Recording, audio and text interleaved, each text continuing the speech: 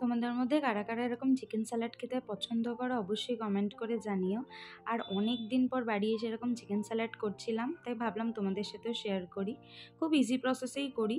তো ফার্স্টে চিকেনগুলোকে ছোট ছোট করে কেটে নিয়ে তাতে আদা রসুনের পেস্ট দিয়ে নিয়েছিলাম, আর দিয়েছিলাম একটু কাশ্মীরি মির্চ, আর 1 স্পুন মতো দিয়েছিলাম হচ্ছে সয়া সস। তো ভালো করে ম্যারিনেশন করার পর সামান্য তাতে লবণ দিয়েছিলাম, কারণ কি আদা রসুনের পেস্টে না আগে থেকেই লবণ দেয়া থাকে।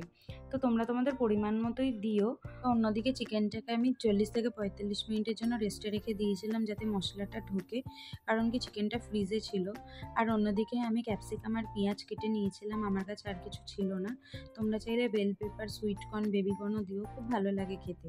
আর এদিকে কড়াইতে সামান্য তেল দিয়ে নিয়েছিলাম, আর দিয়েছিলাম একটু বাটার ফ্লেভারের জন্য। বাটারটা মেল্ট হওয়ার পর আমি চিকেনটাকে দিয়ে নিয়েছিলাম।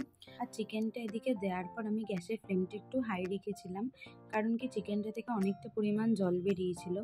আর জলটা টেনে নেওয়ার পর আমি গ্যাসের ফ্লেমটা লো করে তারপরে আমি ক্যাপসিকাম আর পেঁয়াজটা দিয়েছিলাম। আর এই চিকেন স্যালাডটা বানাতে মিনিমাম 25 থেকে 30 মিনিট মতো আমার লেগেছিল। তোমরা অবশ্যই এরকমভাবে ট্রাই করো, খুবই সিম্পলভাবে আমি দেখানোর চেষ্টা করেছি এখানে।